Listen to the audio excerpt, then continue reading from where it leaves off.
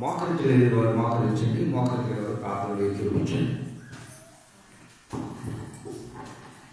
అత్యంత కృపాశక్తి సంపూర్ణుడు, మహాపరిశుద్ధుడు, మహాగరుడు అయిన మా ప్రియ పరలోకపు తండ్రి వందనం దేవా. మీ కృపా, నీ దయ, నీ కనికర ప్రేమలను బట్టి క్షేమంగా సజీవులుగా ఉంచి దేవా మీ పాదసన్నిధిని తీసుకుని వచ్చున్నాను. ఇప్పటి వరకు తండ్రి నువ్వు పాటల ద్వారా మహిమపరుచున్నాము, ఆరాధన ద్వారా కనపరుచున్నాము. కొద్ది నిమిషములు మా నిమిత్తం మీరు మాట్లాడండి తండ్రి. ప్రభా తండ్రి, నీ మాటలో బలముంది తండ్రి, నీ మాటలో జీవము దయ.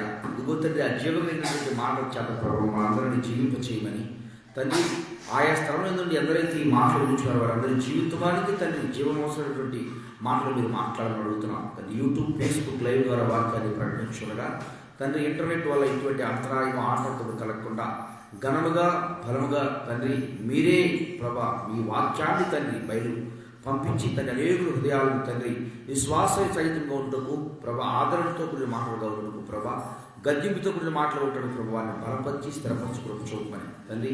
అలాగే తండ్రి ప్రాంగణం మొత్తం ఈ ఆత్మచేత నింపమని తండ్రి. సమస్త మహిమ ఘనత ప్రభావాలు మీకు వచ్చినట్లు మీరే సహాయం చేయండి. నన్ను మరుగుపరచండి, నా నోటికి నోరేయండి, నా పెదవులకి బొరయండి. శక్తిహీనులను బలహీనులు తని నన్ను నిలవబెట్టండి.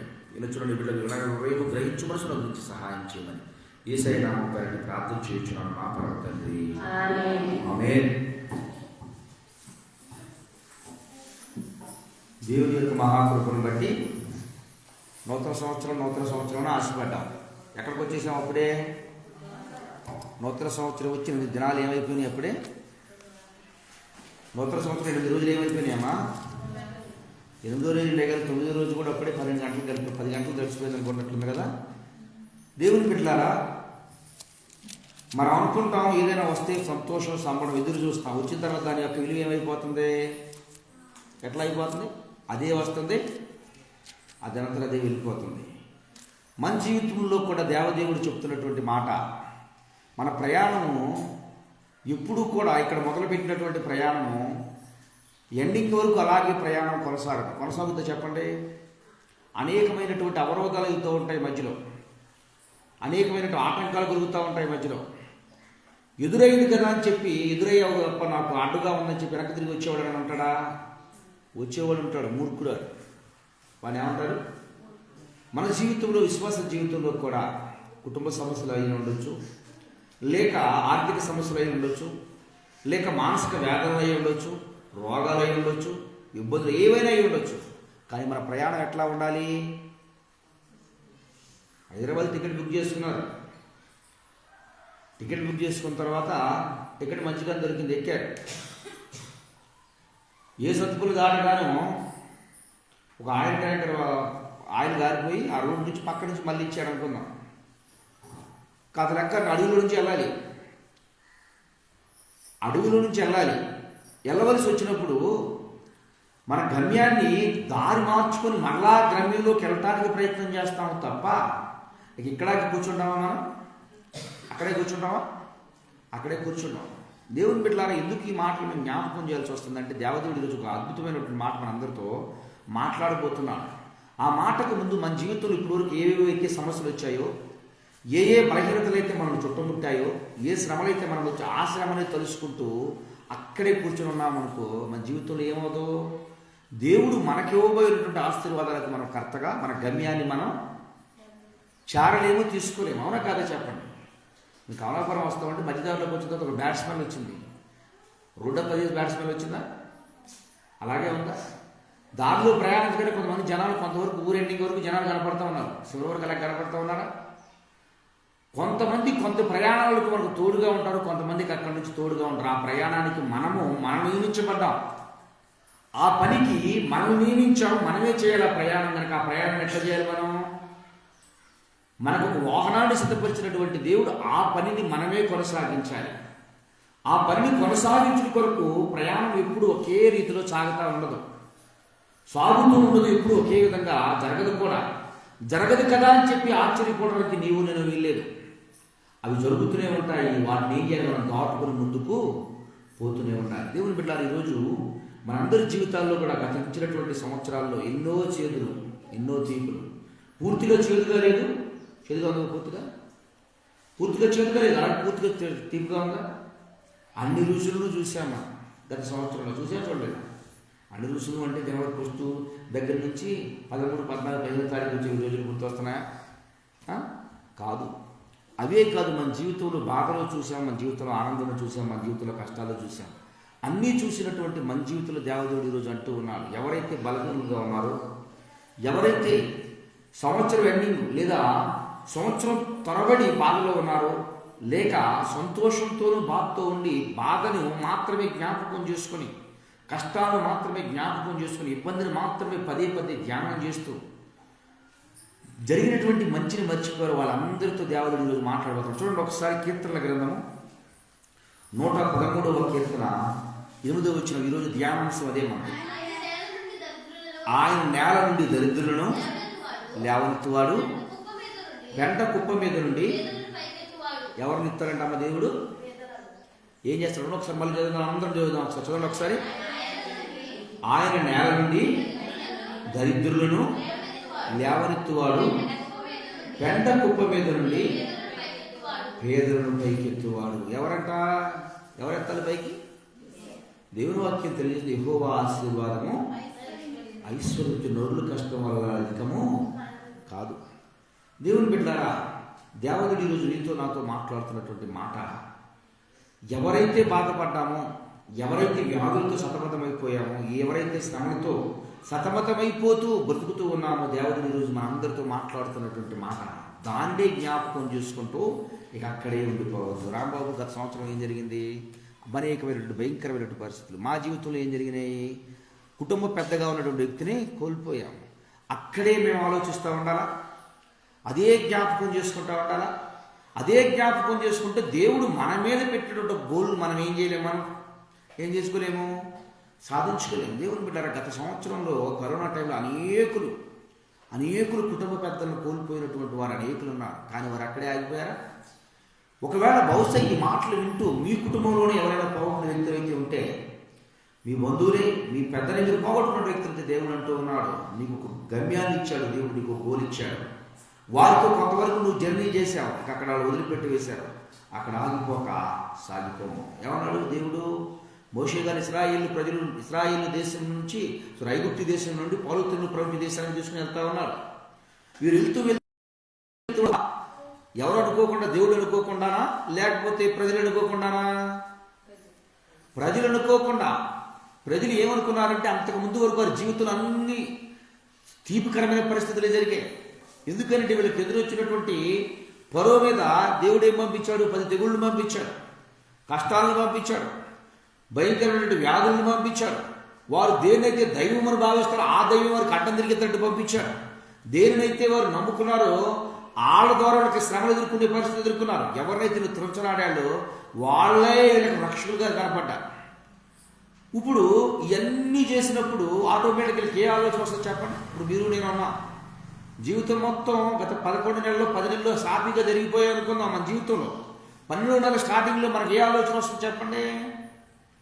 గతించినటువంటి మంచి తీపి జ్ఞాపకాలనే జ్ఞాపకం ఈ నెల కూడా ఇలాగే జరుగుతుంది అనుకుంటా. అన్ఎక్స్పెక్ట్గా అనుకోనివి కొన్ని వస్తాయి మన మధ్యకి. ఎవరు అనుకోనింది? నీవు నేను అనుకోంది, కానీ దేవుడు అనుకుందే. నీవు నేను అనుకోనిది. ఎందుకు ఈ మాటలు అనుకోంది అంటే, నడిపించేవాడికే మాత్రమే తెలుసు అక్కడ ఏ రోడ్డు ఉంది, ఏ ప్రదేశం ఉంది, ఏ ప్లేస్ ఉంది. నడిచి వచ్చేవారికి, నడిపించే వారికి మాత్రమే ఆ స్థితి తెలుసు. అవునా కదా చెప్పండి? వెనకాల ఎక్కినట్టు చిన్నపిల్లలకి ఏం తెలుసు? బండి దూరేవాడికి తెలుసు అక్కడ ఒక గతుకుడు రోడ్డు ఉందని, అక్కడ ఒక గొయ్యి ఉందని, నిదానంగా పోవాలని, ఆ రోడ్డు సరిగా లేదు అని. నడిపించేవాడికి తెలుసు అన్ని. కూర్చున్నవాడికి ఏం తెలుసు? కూర్చున్నవాడు సాపిగా వెళ్ళిపోతున్నాడు. వెళ్ళిపోతున్నటువంటి వ్యక్తి జీవితంలో అనుకోని అన్ఎక్స్పెక్ట్ సంఘటన జరిగేసరికి ఆ డిప్రెషన్లో ఉండిపోయారు. ఏమని? ఇలాగే ఉండిపోతుందేమో, ఇలాగే జరిగిపోతుంది. దేవుడు ఒకటే అన్నాడు. ఏమన్నాడు? ఎందుకు ఊరుకున్నారు? సాగిపోండి ఏమన్నాడు దేవుడు. అదేంటి ప్రభు, ఎదురు మాకు దారి లేదుగా అంటే ఆయన ఏమన్నాడంటే, ఎడారిని సెలయేళ్లుగా మార్చగలిగిన వాడును నేను, నడి సముద్రంలో దారిని పుట్టించగలిగిన వాడును నేను. అవునా కదా చెప్పండి? ఎడారిలో ఏం పుట్టించాడు? ఆఖరి దగ్గర ఏం పుట్టించాడు? ఎడారిలో ఏం పుట్టించాడు? బావులు పుట్టించాడు. సముద్రంలో ఇశ్రాయేలు ప్రజల దగ్గర ఏం పుట్టించాడు? దారిని పుట్టించాడు. దేవుడు పెట్టారు. నీ నా జీవితంలో మనందరి బ్రతుకుల్లో దేవదేవుడిని అంటూ ఉన్నాడు ఈ రోజున. ఆర్థిక సమస్యలు సతమతమైపోతే ఇదే పరిస్థితి నా జీవితాంతం కొనసాగుతుందా అనే నింద నుంచి బయటికి రండి. అనారోగ్య పరిస్థితులు ఉన్నటువంటి వ్యక్తులారా, గత 5 సంవత్సరాల నుంచి శక్తి ఉంది, బలం ఉంది. ఆ శక్తి బలాన్ని బట్టి నేను నా సమస్య నుంచి, నా ఆర్థిక ఇబ్బంది నుంచి నేను బయటికి రాలేకపోయాను. నా శక్తి చూస్తే తగ్గిపోతూ ఉంది. నేను ఒంటరివాడిని అయిపోయాను, ఒంటరిదాన్ని అయిపోయాను. నా జీవితంలో నీకు ఎలా సాధించగలను, ఎలా జరుగుతుంది ఇది అనుకుంటే దేవుడు అంటున్నాడు, నీ శక్తితో నువ్వు సాధించావు గనక నీవేం చేయలేకపోయావు. నువ్వు చేరాలనుకున్నటువంటి గమ్యాన్ని చేరలేక దేవుడు అంటాడు, నీ బలహీనత వైపు చూడకాకు. ఎవరి వైపు చూడు? నా బలం వైపు చూడు. నువ్వు బలహీనుడివే, ఎందుకంటే నీ బలహీనతలన్నీ నాకు తెలుసు. అవును, తెలుసా తెలియదా చెప్పండి? మాకు తెలుసో తెలీదా? తల్లికి తెలుసు పిల్లోడు ఎప్పుడు ఏడుస్తాడని తల్లికి తెలుసు. వాడికి ఆకలి అయితే ఏడుస్తాడు, తల్లికే తెలుసు, ఎందుకంటే తనను కన్నది కనుక. ఆకలి అయితే ఏం తింటాడో తల్లికే తెలుసు, తల్లికి మాత్రమే తెలుసు. ఎప్పుడు ఏడుస్తాడో, ఎప్పుడు నవ్వుతాడో, ఎప్పుడు ఆనందంగా ఉంటాడో, ఎప్పుడు పడుకుంటాడో, ఎప్పుడు లేస్తాడో, లేవగానే ఏం పెట్టాలో, ఎలా అతన్ని బలపరచాలో ఎవరు తెలుసు అండి? కన్నవారికి మాత్రమే తెలుసు. కన్నవారికి ఏం తెలుసు చెప్పండి? కన్నవారికి ఏం తెలుసు? కన్నవారికి ఏమీ తెలియదు. చూడండి, కొంతమంది బిడ్డలు చాలా గ్రహింపు కలిగిన బిడ్డలు ఉంటారు. ఏం గ్రహింపు కలిగిన బిడ్డలు? గబగబా 1 రోజు 2 రోజులు 3 రోజులు ఉంటారు. టయానికి లేవగానే తల్లి చక్కగా ఆహార సిద్ధపరుస్తుంది అనుకోండి, పడుకునేటప్పుడు నిశ్శంతగా పడుకుని తెల్లారిపోతున్న లెక్క అని ఏం చూసుకుంటాడు చెప్పండి? తనకు పెట్టే తల్లి ఏ దీనిలో పెడుతుందైతే, ఏ బోన్లో అయితే పెడుతుందో, దేని నుండి అయితే తన ఆహార సిద్ధపరుస్తుంది దాని వైపు వెనుక్కుంటా ఉంటాడు. ముందు తల్లిని వెనుక్కుంటాడు, తర్వాత తనకు పెట్టనయ్యను దాన్ని వెనుక్కుంటాడు. దేవుని బిడ్డ ఏవైతే పెడతాడో దాని వైపు చూస్తాడు. దేవదేవుడి రోజు నీతో నాతో మనందరితో స్పష్టంగా మాట్లాడుతున్నటువంటి మాట, మనందరికీ అర్థమయ్యే రీతిలో మాట్లాడుతున్నటువంటి మాట. నీ ప్రయాణములో గత కొన్ని సంవత్సరాలకి ఈ భూమి మీద దేవుడు మనల్ని జీవింపజేస్తున్నాడు. నేనైతే 81 నుంచి జీవింపజేస్తున్నాను. నాకంటే ముందున్న వారు ఉన్నారు, కొంతమంది ఇంకా మధ్యలో వచ్చిన వారు ఉన్నారు, మధ్య వయసులో ఇచ్చేసిన వారు ఉన్నారు. అనేకులు జీవింపజేస్తున్నటువంటి మన అందరి జీవితాల్లో, మనందరి బ్రతుకుల్లో కూడా దేవుని బిడ్డలారా, కొంతకాలం నుంచి జీవించినటువంటి జీవితంలో అనుకోని రీతిలో 2021లో కొన్ని స్టెప్పులు, అనుకోని బ్రేకులు మనకు పడి ఉండొచ్చు. అనుకోని విధంగా కొన్ని దారి మనల్ని స్టక్ అయిపోయి ఉండొచ్చు. ట్రాఫిక్ జామ్ అయిపోయి వెళ్ళడానికి గమ్యం కనపడకున్నట్లు ఉండొచ్చు. దేవుడు అంటున్నాడు, ఇక అదే ఆలోచనలు, నీవు అదే ట్రాఫిక్లో నువ్వు చిక్కోవద్దు. నీకు ఏదే దారి ఇస్తాను నేను. ఏ దారి?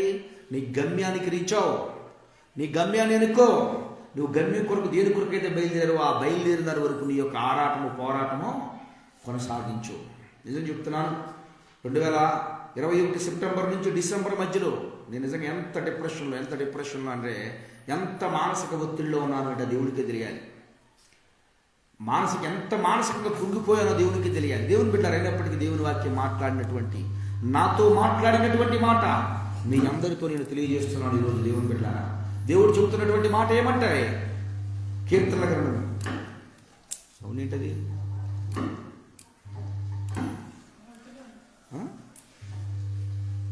సౌండ్ ఎక్కువ కూడా చూడానా?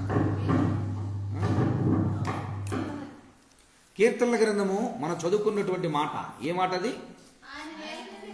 దరిద్రులను లేవనెత్తును, పెంట కుప్పల మీద నుండి పేదలను పైకెత్తువాడు. దేవుని బిడ్డలారా, 2 మాటలు చెబుతూ ఉన్నాడు ఈరోజు నీతో నాతో మనందరితో. ఎవరు లేపుతారంట? మొట్టమొదటిగా ఆయన ఒకప్పుడు దీన దరిద్ర స్థితిలో ఉన్న వారిని దేవుడు మనల్ని లేవనెత్తాడు గనకనే మనం ఇక్కడ ఉన్నామా లేదా? ఒకనొక సమయమందు దీన దరిద్ర స్థితిలో ఉన్నప్పుడు మనల్ని దేవుడు ఏం చేశాడు? మనల్ని లేవనెత్తాడు. దరిద్రులలో మన బ్రతుకుని దేవదేవుడు అన్ని విషయాల్లో క్షేమముగా ఆశీర్వదకరంగా ఉంచాడు. ఆశీర్వాదకరంగా ఉంచాడు కనుకే కృతజ్ఞతాపూర్వకంగా, కృతజ్ఞతా భావంతో ఆయన పాదాలు ఎత్తుకు వచ్చి మనం కూర్చున్నాం. అయితే దేవుని బిడ్డలారా, ఈ 2 విషయాల్ని మనం ఈరోజు ధ్యానం చేసుకుందాం. ఈ 2 విషయాల్ని ధ్యానం చేసుకునే ముందు నేను చెప్పాను మీకు, ఇట్లా మనం ఏ విషయమైనా అడగటానికి ముందు ఇది ఎవరికైనా జరిగేయా? మనతోనే చెప్తా ఉన్నాడా? ఇది ఎవరికైనా జరిగిందా? బహుశా మనకే మాత్రమే ఈ మాట చెప్తున్నాడా? మనతో మాత్రమే ప్రమాణం చేశాడా ఈ విషయం గురించి? ఎవరికైనా జరుగుంటే మనం నమ్మొచ్చు, జరగకపోతే ఎట్లా నమ్మగలం? నమ్ముతావా చెప్పండి? నమ్ముతావా? ఎవరైనా అర్థమవుతున్న మాట మీకు? జాగ్రత్తగా ఈ రోజున మన జీవితంలో మనకు పడినటువంటి బ్రేక్, మన జీవితంలో మనం ఎదుర్కొన్నటువంటి సమస్య, మన జీవితంలో మనకు ఎదురైనటువంటి బాధలు, మనకు ఎదురైనటువంటి వ్యాధులు, కష్టాలు, కన్నీరు, వాటన్నిటి నుండి దేవదేవుడు విడిపించడానికి అంటున్నాడు, ఒకప్పుడు నీవు దరిద్రుడు, నేను పైకి ఎత్తాను, ఇప్పుడు ఎక్కడికి వెళ్ళిపోయావు? మళ్ళా దీనస్థితిలోకి వెళ్ళిపోయి మరలా లేవనెత్తానంటున్నాడు.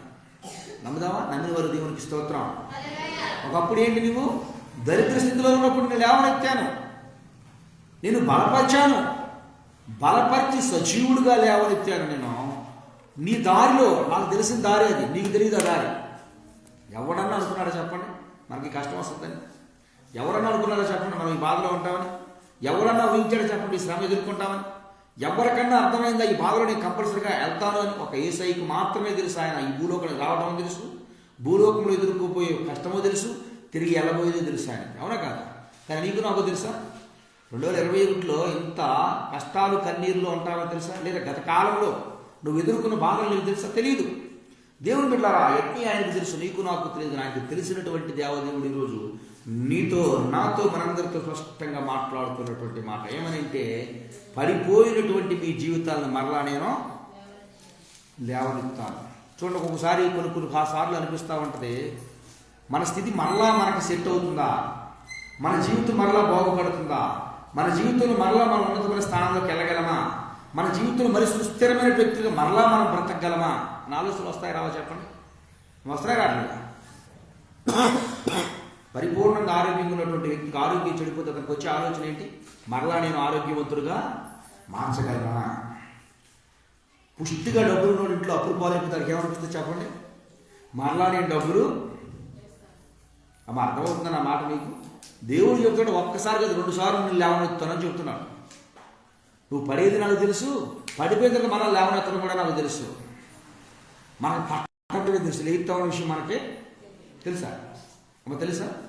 తెలియదు. అయితే అనుకోవచ్చు, కష్టాల్లో పడి లేసాయి మళ్ళీ కష్టాల్లో కట్టండి. అక్కడ కష్టాలు కొనుక్కునేది ఎవరో అన్నాడు. మన పాస్టర్ గారు గొప్ప మాట చెప్పాడు, ఎవడు తలరాతని ఎవరు రాస్తారంట? ఒక ఆయనతో చెప్పి ఎవరో రాస్తారంట. ఆయన కాదు, నా దరిద్రులో నీ తలరాతను నువ్వే రాసుకుంటావని అన్నాడు. అది ఎట్లాంటిది? కరెంట్ చూసి దాంట్లో ఏది పెడితే సత్తావని చూసి దాన్ని తీసుకెళ్ళి దాంట్లోనే పెట్టుకున్నామంటే అర్థం ఏంటి?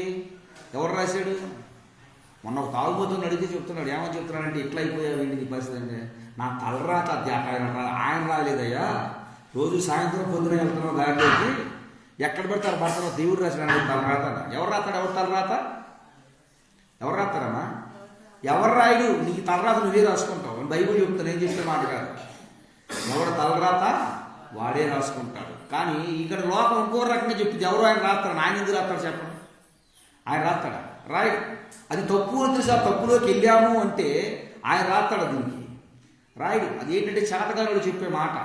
ఎందుకురా నువ్వు పని చేయట్లేదు అంటే, మా అమ్మ నాన్న కోటేశ్వర్లు అయితే నేను పని చేసే అది పని చేయమని ఒకడు అడుగుతుంటే ఇది చెప్పే మాట ఎలా ఉంటుంది? మా అమ్మ బాబా కోటేశ్వర్లు అయితే నేను కూడా నీలాగే తిరిగేవాడిని అని అంటాడు. అంతే కదా? నేను ఎట్లా నన్ను చెప్పండి, ఎవడంటాడు ఈ మాట? పని చేత కాని సవటాలనే మాట ఇది. అంటే తిడుతున్న బూతులు కదండి. పని రానిటువంటి వాడు, పని చేయనటువంటి బద్ధకస్తులు, దేవుని వాక్యం బద్ధకస్తులు, చెప్పులు గుట్టలు ధరింపజేతులు. ఎవరైతే యోగ్యత కలిగి యోగ్యుడుగా నిలబడినటువంటి స్వామర్థ్యంతో బతుకుతున్నారు వాళ్ళు మాత్రం చెప్పే మాటలు ఇవి. కానీ దేవుని వాక్యం అలా చెప్పట్లేదు. దొరుకుతాను నేను, పడిపోయిన వారిని మరలా కడకుప్పల మీద నుంచి మరలా ఏం చేస్తాను? సుస్థిరమైన స్థానంలో చూస్తాను. చూడండి బిడ్డ, దేవుని బిడ్డలారా, బైబిల్ గ్రంథంలో ఆ దేశంలో ఒక పేరు పొందినటువంటి ఒక వ్యక్తి, మంచి ఉన్నతమైన స్థానంలో ఉన్నటువంటి వ్యక్తి. ఆ దేవత గుడికి మంచి పేరు ఉంది. ఆ దేవత గుడిలో ఈయన ఒక పేరు పొందినటువంటి ఒక నాయకురాలుగా ఉండేది. అయితే ఈవిడ ఉన్నతమైన స్థానంలో సంతృప్తి సమాధానం లేనటువంటి జీవితాన్ని జీవిస్తున్నటువంటి టైంలో ఏరే దేశం నుండి కొంతమంది వచ్చారు. వాళ్ళు అన్ని రకాలుగా పర్ఫెక్ట్గా ఉన్నటువంటి వ్యక్తులు, అన్ని విషయాల్లో క్షేమంగా ఉన్నటువంటి వ్యక్తులు. వారింట్లో ఒక కుమారుడిని వివాహం చేసిన, చిన్న కుమారుడిని. ఏంటో ఏం జరిగిందో తెలియదు, కొన్ని దినాలకి ఆ కుమారుడు చనిపోయాడు. చనిపోయిన తరువాత మరలా ఆ దేశంలో ఎవరు ఆదరణ లేక ఆదరించలేనటువంటి స్థితిలో ఉంది. అటువంటి సమయంలో వాళ్ళ అత్తగారు చెప్తాయా, అమ్మ మా దేశంలో మమ్మల్ని రక్షించినటువంటి రక్షకుడు ఉన్నాడు. ఆ రక్షకుడు సామాన్యమైన రక్షకుడు కాదు. మమ్మల్ని అనేక విషయాల్లో మమ్మల్ని పోషించి, సంరక్షించి, ఆదరించి, ఆశీర్వదించి మమ్మల్ని ఉన్నతమైన స్థానంలో నిలబెడితే ఆ దేశంలో కరువు రాబోతుంది. కరువు రాలా, ఇంకా మా దగ్గరికి రాలా కరువు. ఇంకా మా దేశంలోకి కరువు వచ్చింది కానీ మా ఇంట్లోకి రాలేదు. మా ఇంటి మధ్యకి రానప్పటికీ కూడా రేపు పొద్దున అలాగే జరుగుతుందేమో అని భయపడి ఆ దేశాన్ని వదిలిపెట్టి మేము వచ్చేసాం. ఆ దేవుడిని వదిలిపెట్టి మేము వచ్చేసాము. ఆ దేవుడు చాలా గరుడమ్మా. మేము ఎన్నిక లేని స్థితిలో మాకు తోడుగా ఉన్నాడు. మేము ప్రార్థన చేస్తే మా మాట వినేవాడు, మేము మొరపెడితే మా మాట వినేవాడు. అంత గరుడు, అంత గొప్ప దేవుడిని వదిలిపెట్టి మేము వచ్చేసామమ్మా. ఆ దేవుడు మా దేశాన్ని మళ్ళీ దర్శించాడట. మా దేశంలో సర్వ సముద్ర ఆహారం ఉందంట. అక్కడ కొన్ని భూములు ఉన్నాయి మాకు. కానీ ఎందుకు అక్కడికి వచ్చేసాము. ఇక అందరూ వదిలిపెట్టారు. నా భర్తనే కోల్పోయాను, సర్వ సముద్రం దాన్ని ఈ దేశానికి వచ్చి నా బిడ్డలనే కోల్పోయాను. ఇక చివరిగా మిగిలింది మూడులాగా మీరు, నాకు తోడుగా మీరున్నారు, మీరు మాత్రం ఉన్నారమ్మా, మీ ఇల్లుకి మీరు వెళ్ళిపోండి అంటే ఈవిడ అంటది ఏమంటదంటే, నీవు నివసించిన చోటే నువ్వు జనమే నా జనము, నీవు నమ్ముకున్నటువంటి దేవుడు నేను కూడా నమ్ముకుంటున్నాను, నీతో పాటు నేను వస్తాను అంది. ఆవిడకి వద్దమ్మా, వద్దు, నా ఏమన్నా రావద్దు, నేనేం గొప్పదాన్ని కాదు, మా దేవుడు గొప్పవాడు, నేను గొప్పవాడిని కాదు, మా దేవుడిని గొప్పవాడు తప్ప నేను గొప్పవాడిని కాదమ్మా. చూడండి, దేవుడి గురించి గొప్పగా మాటలు చెప్తే, కరువులో ఉన్నోడి గురించి దేవుడి గురించి చెప్తే ఏమనిపిస్తాం, డబ్బులు ఉన్నోడి గురించి చెప్తే అప్పుడు నేను కూడా అట్లా ఉంటే బాగుంది అనిపిస్తుంది. బాగా 4 రోజులు ఉపవాసం దగ్గరికి వెళ్ళి ఎక్కడ నేను భోజనానికి వెళ్ళి వచ్చారా, మంచి మటన్ బిర్యానీ పెట్టాడు, అప్ప ముక్క నోట్లో పెట్టుకుంటే భలే టేస్ట్గా ఉంది, చక్కటి కప్పు కూడా ఇచ్చారంటే ఏమైంది, ఈ నోట్లో నీళ్ళు ఉంటుంది. అవునా కదా? అసలే కరువులో ఉంది, ఆదరణ లేకుండా ఉంది, దేవుడు అంటే దేవుడు లేనటువంటి వ్యక్తిగా బ్రతుకుతూ ఉంది. దేవుడి గురించి చెప్తా ఉంది, ఇప్పుడు కూడా ఆశ పుట్టి ఆయన అంటబడి వెళ్తానండి. వెళ్ళిన తర్వాత ఇద్దరు కలిసి గ్రామంలోకి వెళ్ళారు. మరి వీళ్ళు బ్రతకాలంటే ఏం చేయాలండి? వీళ్ళకి ఏమీ లేవు, ఊరు వదిలిపెట్టి వెళ్ళిపోయి చాలా కాలం అయిపోతుంది. వాళ్ళు వీళ్ళు చెప్పారు, అరే సర్వసముద్రైనటువంటి నయం అనే ఒక తెలిపోయిందిరా, పూర్తిగా పోగొట్టుకుందిరా, ఏమీ లేవురా, మూడైపోయిందిరా. కానీ అలా ఒక అమ్మాయిని ఎంటకొస్తున్నారు కోళ్ళంట, ఈ జోగి రాసుకుంటే బూడిదలు వెళ్తుందంటే ఈ జోగు ఇంకో జోగిని అంటేసుకుని వచ్చిందిరా అని చెప్పుకున్నారంట. వాళ్ళు వీళ్ళు వచ్చి బాగున్నప్పుడు వచ్చే కంటే కూడా కష్టపడినప్పుడు వచ్చేవాళ్ళు ఉంటారు చూసారా, బాధలు పడేటప్పుడు ఒక పక్క నుంచి పొడుస్తూ ఉంటారు, ఒక పక్క నుంచి మీకు ఇప్పుడు గమనించారా? గమనించారు ఎప్పుడైనా? నేను నా అనుభవంలో ఉంది. ఒక పక్క నుంచి పొడుస్తూ ఉంటారు, ఆ పొడిచిన పోటు ఎక్కడికి వెళ్తుందంటే డైరెక్టర్ లివర్కి దొరుకుద్ది, అంటే కార్జనకి దొరుకుద్ది, పైన ఏమో ఆయింట్మెంట్ రాస్తారు. అవునా కదా చెప్పండి? మనం బాధల్లో శ్రమలో ఉన్నప్పుడు ఆదరింపు ఎట్లా ఉంటుందంటే ఒకవైపు నుంచో పొడుస్తూ ఉంటారు, ఒకవైపు నుంచి. అవునా కదా చెప్పండి? మన జీవితాల్లో ఎదురైన ఇటువంటి బాధలు ఒకవైపు నుంచి పొడుస్తూ ఉంటారు, ఒకవైపు నుంచి వీళ్ళు ఆదరిస్తానికి వచ్చారు, పొడవడానికి వచ్చారు అర్థం కాదు. అందరూ వచ్చి నయోమి నయోమి నయోమి అని పిలుస్తాను. అమ్మ నేను ఇంకెక్కడ ఉందమ్మా నయోమి, అది నా దగ్గర ఎక్కడ ఉందమ్మా, మధురం అంతా అయిపోయింది, నేనేమైపోయాను. ఇప్పుడు పిల్లలు లేని కోటేశ్వరరావు అంటే ఎట్లా ఉంటుంది చెప్పండి? సారీ, పిల్లలు లేని తన కుటుంబరావు అంటే ఎట్లా ఉంటుంది? బెచ్చగాండి కోటేశ్వరరావు అంటే ఎట్లా ఉంటుంది చెప్పండి? ఏ పూట కాపాడు తెచ్చుకున్నాడు, అరే కోటేశ్వరరావు అని పిలుస్తున్నారు అనుకోండి, అరే ఇంకేమన్నారు బాబు నా దగ్గర కోట్లు, నేను చూస్తేనేమో ఏ పూట కాపాడు తెచ్చుకునేవాడిని. పిల్లలు నేను కుటుంబరావు నేను ఎక్కడ నాకు ఆడదురా బాబు కుటుంబరావు అంటాడు, అంతే కదనేది. ఇప్పుడు వీళ్ళందరూ కలిసి మధురం ఇంకెక్కడ ఉంది నా జీవితంలో, మధురం అంతా చేదైపోయింది, ఇదిగో నేను వెళ్తున్నానంటే నా ప్రవర్తన దేవుని మాట నాకు కోళ్ళు వచ్చింది, ఆ కోళ్ళు నేను బ్రతుకుతామంటే కోళ్ళు బ్రతుకుతాయా? వీళ్ళందరూ ఇలాగే అంటారు. కానీ ఇప్పుడు మనం బ్రతకాలి, ఏం చేయమంటావు అని అంటే, అమ్మ ఏం చేయడానికి ఏముందమ్మా, మనకేమీ ఆస్తులు లేవు, ఆస్తులు బట్టి మనం బ్రతకట్లేదు, మరి ఎట్లా బ్రతకాలి, ఏం చేయాలంటే, సర్లే అక్కడ మీరు కూర్చోండి నేను వెళ్తానని చెప్పి బయలుదేరాను. చూడండి ఒకసారి 2వ అధ్యాయం 2-3 వచనాలు. మోయాబీయులైన రూతు నీ సెలవైన ఎడల పొలములోనికి పోయి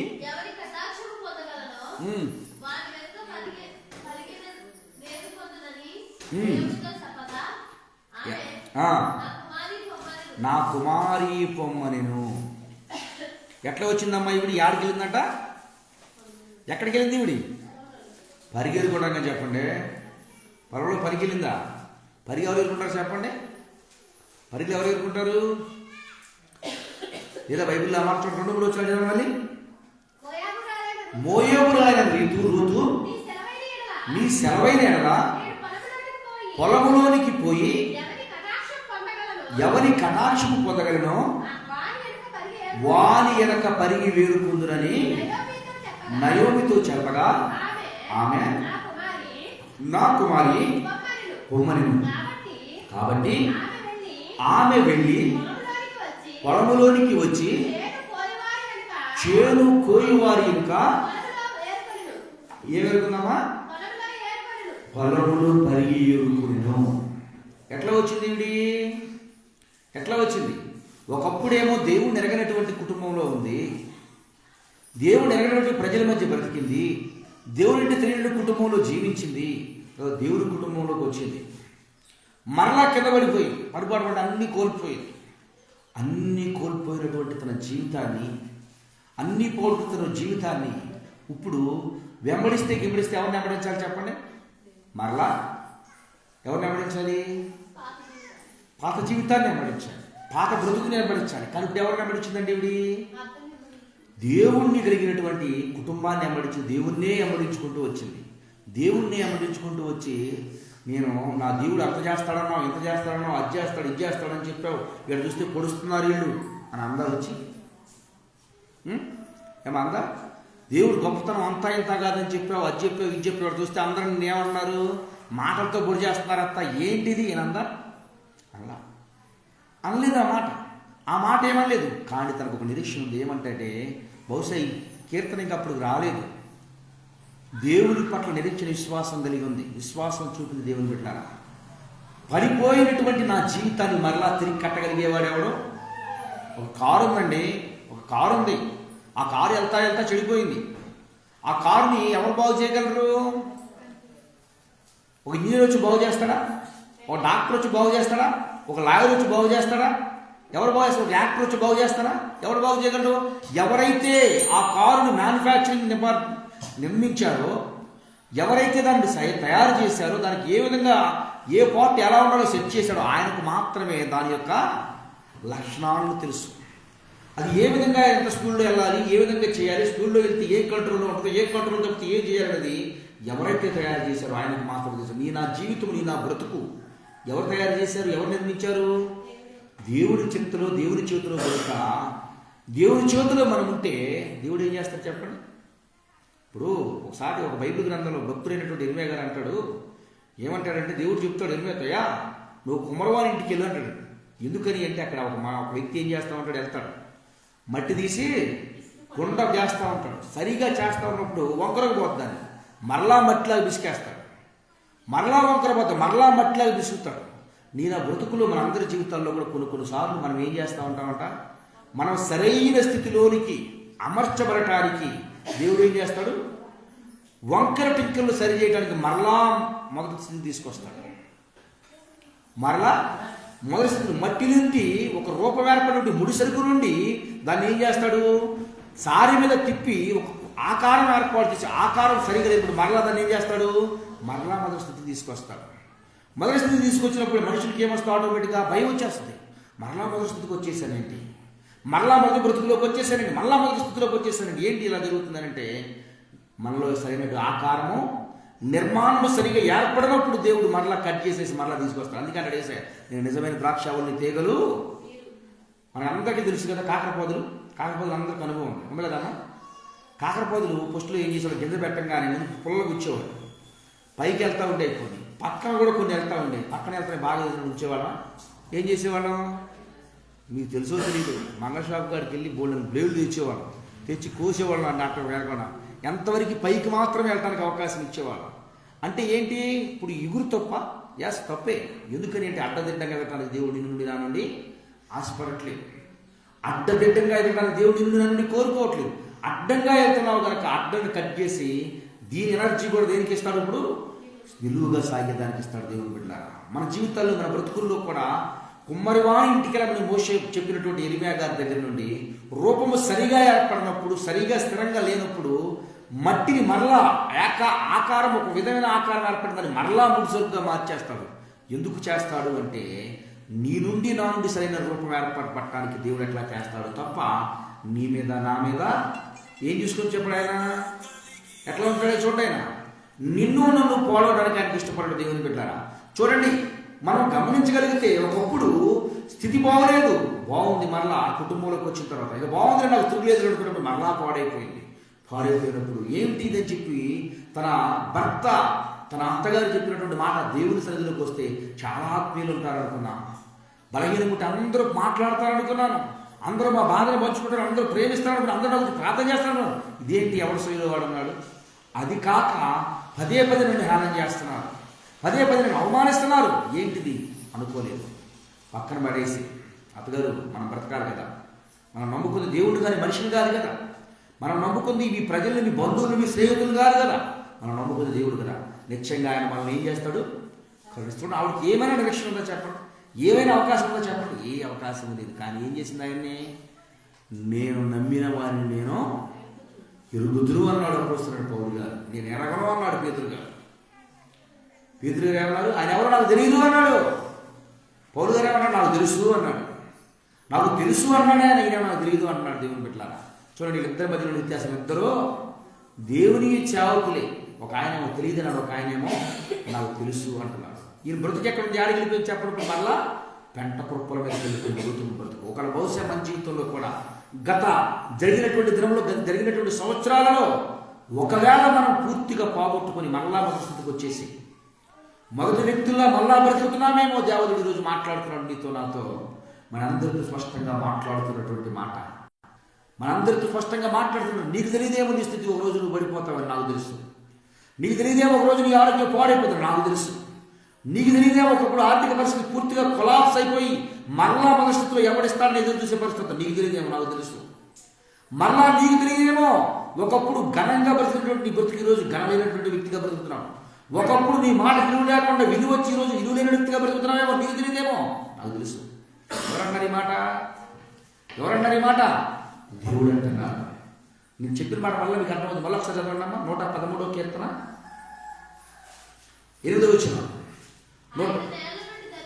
నేల నుండి దరిద్రులను లేవనెత్తును, పెంట కుప్పల మీద నుండి పేదలను పైకెత్తువాడు. 2 సార్లు పైకెత్తాడు ఆయన. ఒకసారి పైకెత్తాడు, 2 సార్లు పైకెత్తాడు. ఒకసారి ఎత్తాడు, 2 సార్లు ఎత్తాడన్నా. నువ్వు దేన స్థితిలో ఉండగా నిన్ను ఎత్తాడు. నువ్వు పడిపోతావని తెలిసి మరలా నిన్ను కుమ్మడివారికి తెలియదమ్మా.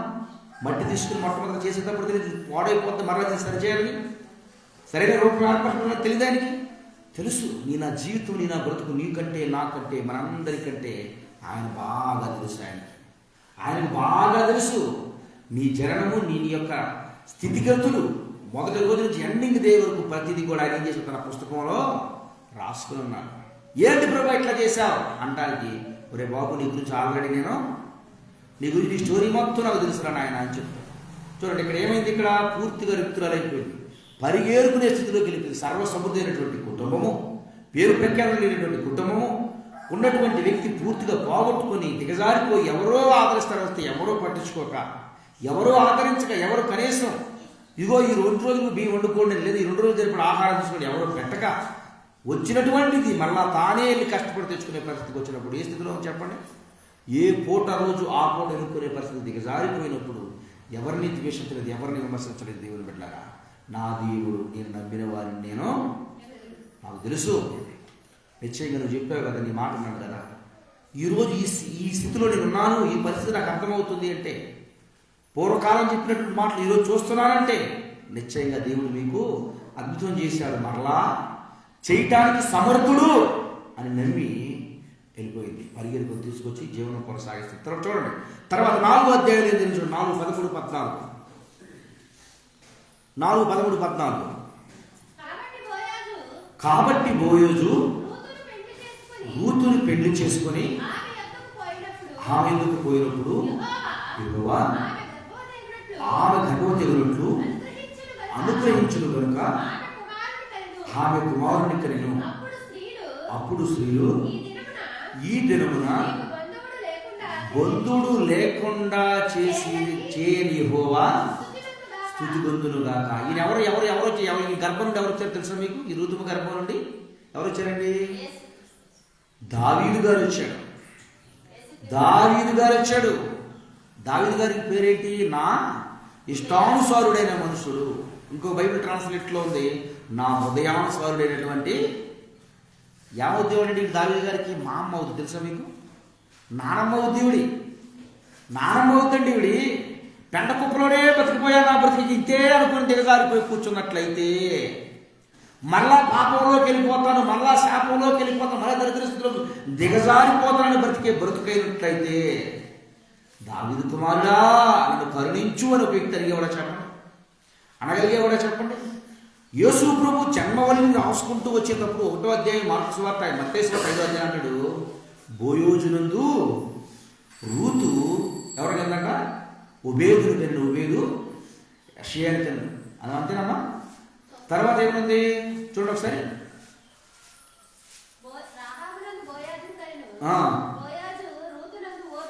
ఓబేదును కనెను.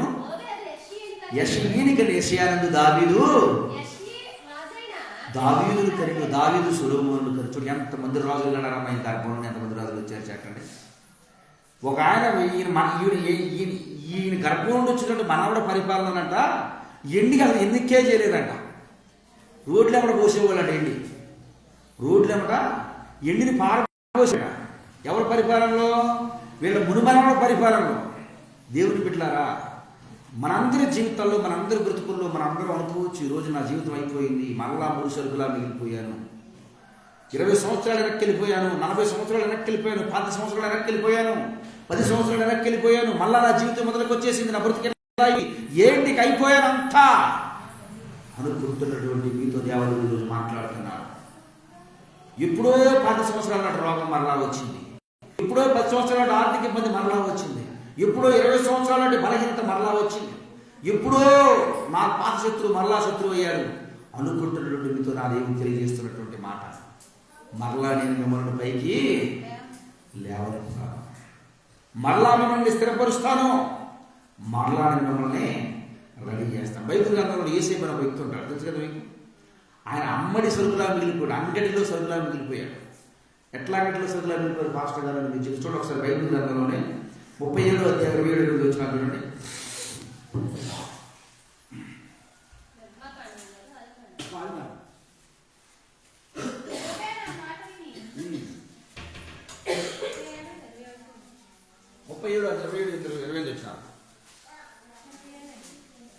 ఆది కాండము 37:27-28 వచ్చినారు.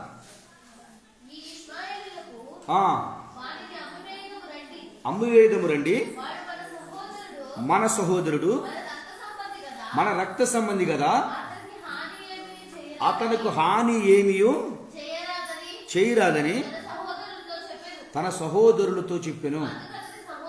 అతని సహోదరులు 38 వచ్చిన కూడా చదవండి, 36 వచ్చిన కూడా చదవండి. అదే అధ్యాయం కొంచెం ఫ్యాన్ అండి.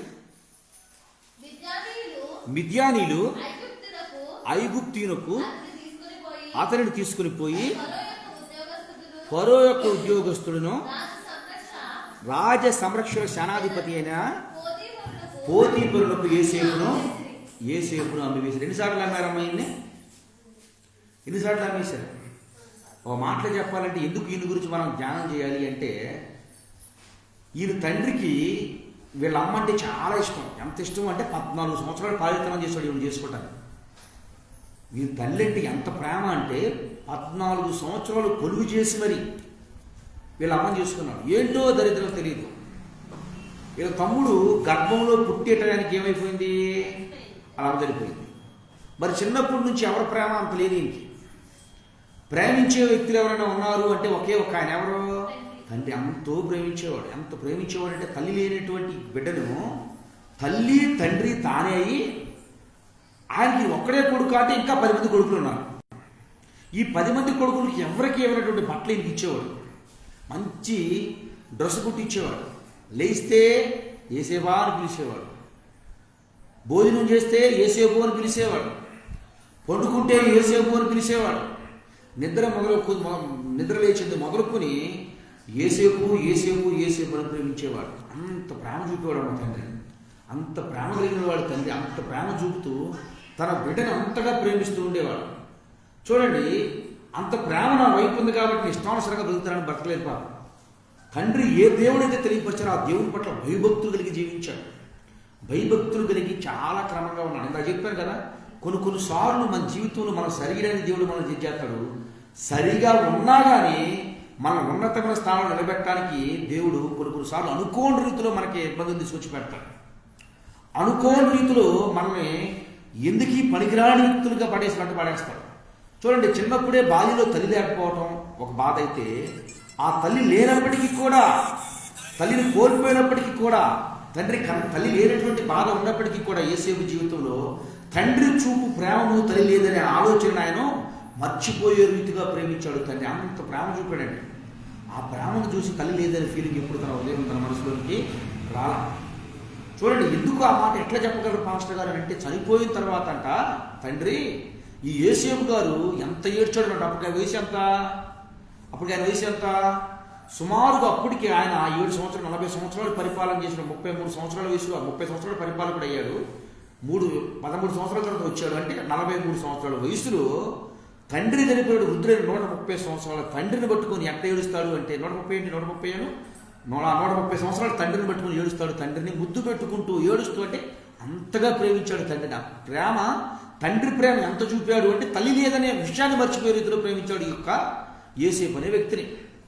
అంత ప్రేమ చూపినటువంటి తండ్రి దగ్గర నుండి ఒకరోజు ఒక వర్తమానం వచ్చింది, అన్నం చూసి రామని చెప్పాడు. అన్నం చూసి వస్తానికి వస్తే అన్నంలో పట్టుకొని ఏం చేశారు, కోపం పగ ఎట్లా వస్తుంది పిల్లలకి. 2 పిల్లలు ఉన్నారనుకోండి, 2 పిల్లలకి మా స్టోరీ చెప్తాను. పిల్లలు 6 ఉన్నారు కదా, ఇప్పుడంటే 5 ఉన్నారు. ఇప్పుడంటే 4 అయ్యారు, ఇంతకుముందు 5 ఉండేవాడు. ఎవరికన్నా ఒక పిల్లని ప్రేమించి ఒకసారి బండి అమ్మడికి తీసుకుని ఒక బిస్కెట్ ప్యాకెట్ కొనుక్కొచ్చామనుకోండి, ఇంటికి వచ్చిన తర్వాత ప్రెస్టేజ్ కోసం ఏం చెప్పేవాళ్ళు అంటే, నాకు డాడీ బిస్కెట్ ప్యాకెట్ కొనిపెట్టాడు. ఇప్పుడు 4గురితో యుద్ధం అయ్యేది, 4గురితో యుద్ధం అయిపోయింది. ఇప్పుడు 4గురితో యుద్ధం అవటం, ఈ యుద్ధం ఎట్లా జరిగేదంటే, బిస్కెట్ ప్యాకెట్ కొనుక్కొచ్చినోడు ఒక శత్రువు అయ్యేవాడు, బిస్కెట్ ప్యాకెట్ లేదు ఎప్పుడు మీకు తినేవాడు ఒక శత్రువు, కొన్నోడు ఒక శత్రువులాగా అయ్యేవాడు. ఈ శత్రుత్వం ఎప్పటి నుంచి స్టార్ట్ అయ్యింది అంటే, అన్నలు 10 మందికి వీడు పుట్టిన దగ్గర నుంచి అదే శత్రుత్వంతో ఉన్నారు. ఇదే శత్రుత్వంతో కొనసాగుతూ అడిగి వస్తున్నారు. ఇన్ని రోజులు బట్టి ఆ ముసలోడి మీద పగ తెచ్చుకోవడానికి, ఈ బుడ్డోడి మీద పగ తెచ్చుకోవడానికి మంచి సమయం దొరుకుతుందని అన్నం అనుకున్నారు. తీసుకుని ఎక్కడ పడేశారు, కడుపు మంట సల్లారం గొంతులో పడేశారు. అయినా కానీ కడుపు మంట చల్లారట్లే. ఎప్పటి నుంచో 13 సంవత్సరాల నుంచి కడుపు మంట అయ్యాలి, 17 సంవత్సరాల నుంచి ఉన్నటువంటి పగ అయ్యాలి. అది ఏం చేద్దాం, ఇంక చంపేద్దామంటే చంపేయొద్దురా, చంపేస్తే ఆ పాపం మనం జరిగింది. ఏం చేద్దాము అంటే ఎవరికి అమ్మేద్దామన్నారు. ఆ దేశం నుండి మిద్యానీలు వస్తా ఉన్నారు, ఇస్మాయిలు వస్తా ఉన్నారు.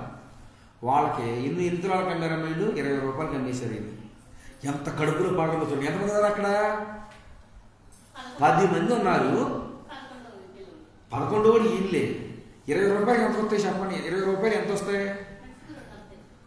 ఎప్పుడైనా మీరు గమనించారా, మన ఇంట్లో లేదని ఒక గిన్నె లేకపోతే ఒక తెపాలో ఏదో ఒకటి ఉందనుకోండి, పాత సామానుడు వస్తున్నాడు అనుకోండి, అది ఇంట్లో ఎందుకు ఉపయోగం లేకుండా పడి ఉంది అనుకుందాం.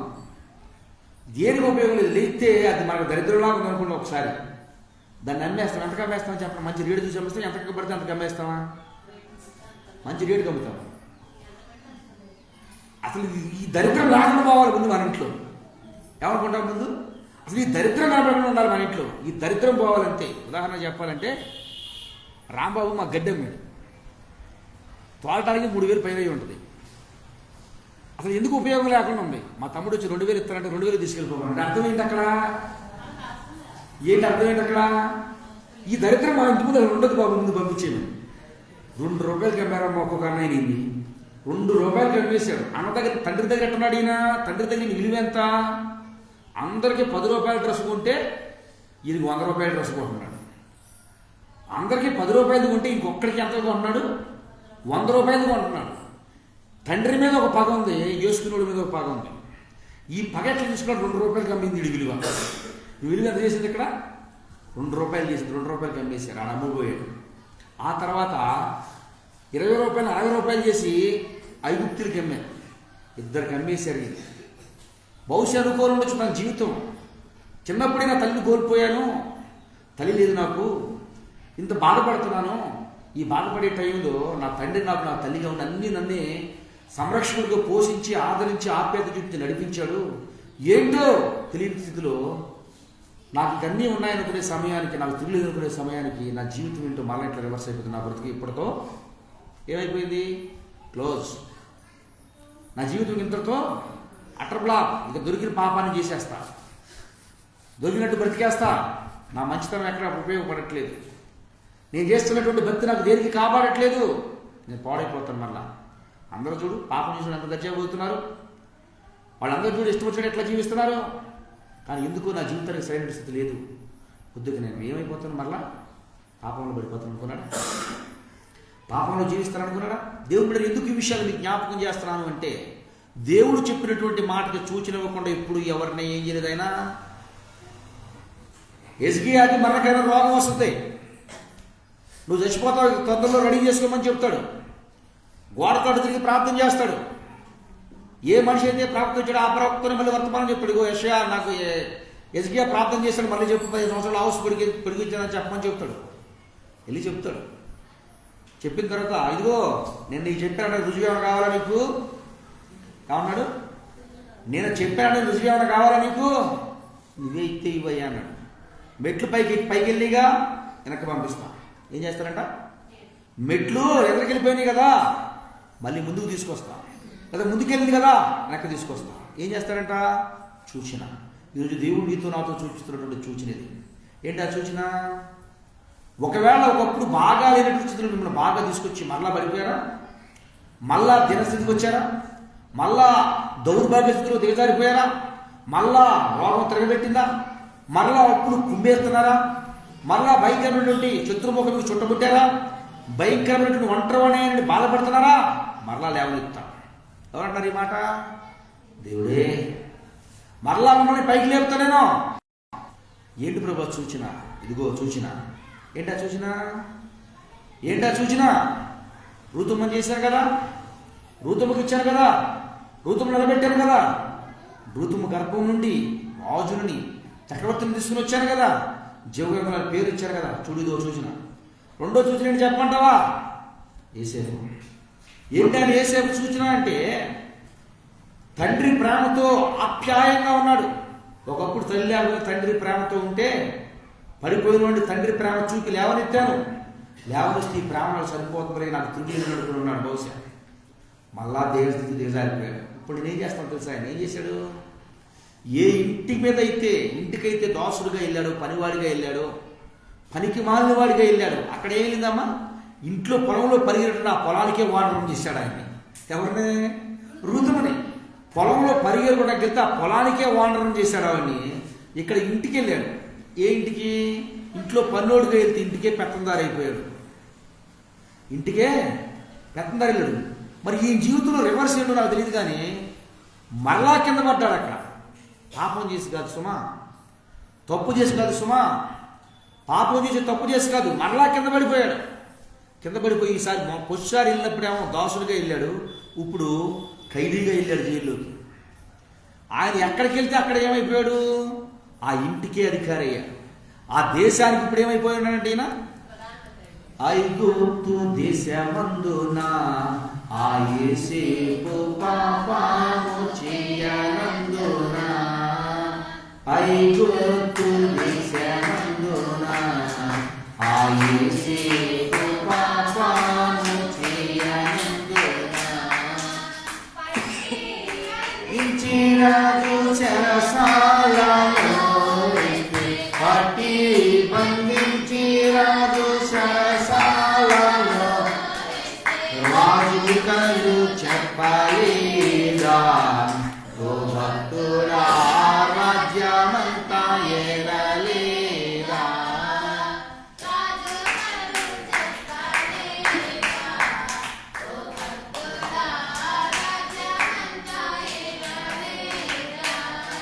ఇప్పుడు చూడండి విచిత్రం. పరిగెత్తడానికి వెళ్ళే పొలానికే ఓనర్ అయింది ఆవిడ. ఇంటికి దాసుడిగా వెళ్ళాడు, ఇంటి మీద అధికారి అయ్యాడు. ఇప్పుడు రాజ్యంలోకి వెళ్ళాడు దాసుడిగా, రాజ్యానికే ప్రధానమంత్రి. దేవుడికి స్తోత్రం. ఐఎస్ఐ ఏం చెప్తున్నాడు ఈ రోజున? ఏం మాట్లాడుతున్నాడు నీతో నాతో? ఏం తెలియజేస్తున్నాడు నీతో నాతో? పూర్వస్థితిలోకి వచ్చేసాడు. భయపడొద్దు, కృంగిపోవద్దు, ఇక నాకు ఎవరు లేదని భయపడొద్దు, ఇక అయిపోయింది నా జీవితం చేతులు పెట్టాడని చెప్పి నిన్ను నిరాశపరచుకోవద్దు. లేదు లేదు, నేను లేవనెత్తడానికి లేపాడు దేవుడు, ఇచ్చాడు అవకాశం. అయిపోయింది నా బ్రతుకు, శూన్యం అయిపోయింది, ఇక మొదటికి వచ్చేసాను, మొదట అయిపోయింది నా బ్రతుకు, అయిపోయాను అనుకోవద్దు. ఈరోజు దేవుడు మాట్లాడుతున్నాడు నీతో. ఇదిగో సూచన నీకు. ఏ ఇంటికైతే దోసలేదు ఆ ఇంటి మీద అధికారం నియమించాను, ఏ రాజ్యం మీద అయితే దోసలేదు ఆ రాజ్యం మీద అధికారం. ఇంకో విషయం నేను చెప్పమంటారా? 2 రూపాయలకి ఎవరైతే అమ్మాడో వాళ్ళే భోజనం పెట్టమని వెళ్ళాడు ఆయన దగ్గరికి. 2 రూపాయలకి ఎవరైతే వెళ్ళారో, 2 రూపాయలకి 2 తులాలకి ఎవరైతే ఆయన అమ్మేశారో వాళ్ళే వెళ్ళారయ్యా, చూస్తాను ఒకసారి. ఆదికాండం 50 అధ్యాయం ఉంటుంది, 20 వచ్చిన అనుకుంటా, 21 వచ్చిన, 21 వచ్చిన. కాబట్టి భయపడకుడి, నేను మిమ్మును మీ పిల్లలను ఏం చెప్పాడు? మిమ్మల్ని మీ పిల్లలను దేవునికి స్తోత్రం. 2 రూపాయలు కమ్ముకుంటే చాక్లెట్ రాదండి, వాళ్ళు టీ కూడా రాదు. ఈయన ఏం చేస్తున్నా చెప్పండి, ఇక్కడ టీ వస్తుందా? కీర్తి చాక్లెట్ వస్తుంది 2 రూపాయలకి, చాక్లెట్ వస్తుంది 2 రూపాయలకి. 2 రూపాయలకి ఏమొస్తుంది? 2 రూపాయలకి ఏమీ రాదు. కానీ ఈయన ఏం చేస్తున్నాడంట? వాళ్ళు బ్రతికినంత కాలం వారిని, వారి బిడ్డలని, వారి పిల్లల్ని ఏం చేశాడు? ఇప్పుడు పోషించాడు. దేవుని బిడ్డలారా, ఈ రోజున గత సంవత్సరాలు ఏ బలహీనతలు సతమతమైపోతూ, బలహీనత కుంగిపోతూ, బలహీనతల చేత అయితే అన్ని విషయాల కుంగిపోయి వ్యక్తులుగా బతుకుతూ ఉన్నావో, దేవుడు అంటూ ఉన్నాడు, ఏంటి నా పరిస్థితి ఎట్లా అయిపోయింది, ఇక నా జీవితం ఎట్లా అయిపోయింది, కలగానే చెప్పుకుంటానేమో నా జీవితంలో. కాదు, నీకు భయమొద్దు. ఒకసారి పడ్డావు, లేవనెత్తాను. మరలా నేను ఏం చేస్తాను? లేవనెత్తాను. మరలా నేను నిలబెడతాను. దేవుని బిడ్డలారా, దేవదేవుడు అంటున్నటువంటి మాట మనందరి జీవితాలకి, మనందరి బతుకులకి చదివిపోయినటువంటి మాట దేవదేవుడు మనందరితో తెలియజేస్తున్నటువంటి మాట. అయిపోరా మన జీవితము, వదిలిపెట్టువాడు కాదు ఆయన, చెయ్యి వదిలిపెట్టలేదు ఆయన నిన్ను. ఎప్పుడు ఆయన అరచేతుల్లో నేను ఏమన్నాడు యెషయా గ్రంథంలో? చూడుకున్న అరచేతుల మీద నేను నిత్యము నీ ప్రాకారం నా ఎదుట నేనున్నది. ఎందుకు నిన్ను ఈ విధంగా స్థితి చేశాను అంటే, ఎందుకు ఈ విధంగా నిన్ను చెక్ చేస్తున్నాను అంటే, ఈ విధంగా స్థిరపరుస్తున్నానంటే, నీలో ఒక రూపమో, నీవు నాకు సాక్షిగా బ్రతకాలి, నాకు సాక్షాత్తంగా జీవించాలి. నిన్ను బట్టి నీ పూర్వీకులకు, నీ బంధువులకు, నీ స్నేహితులకు నీ సాక్ష్యాన్ని నేను వినిపించాలి. నీ సాక్ష్యాన్ని నేను వినిపించాలని దేవదేవుడి రోజు నీ నుండి నా నుండి మన జీవితాన్ని ఎలా మనిషి ఉంటాడేమో తప్ప నువ్వు భయపడదు. దేవుడు బిడ్డలారా, ఆయా స్థానాల నుండి యూట్యూబ్, ఫేస్బుక్ లైవ్ ద్వారా వాక్యం చూసిన వాళ్ళ మిత్రులు దేవదేవుడు మాట్లాడుతున్నటువంటి మాట. ఎందుకో నేను భక్తిగానే ఉన్నాను, నా జీవితంలో ఎన్నో పైకి కిందకి. ఈ స్థితి తీసినప్పుడు ఎట్లా వస్తుంది? అటు పైకి కిందకి ఉంటుంది. మెట్టు సరిగా ఉండట్లేదు, ఒక స్థితిలో ఉండట్లేదు. నేను పైకి కిందకి వెళ్తాను అనుకుంటున్నావేమో. దేవుడు అంటూ ఉన్నాడు, దేవుడు చలవిస్తూ ఉన్నాడు, నువ్వు పైకి కిందకి వెళ్ళటమే నా యొక్క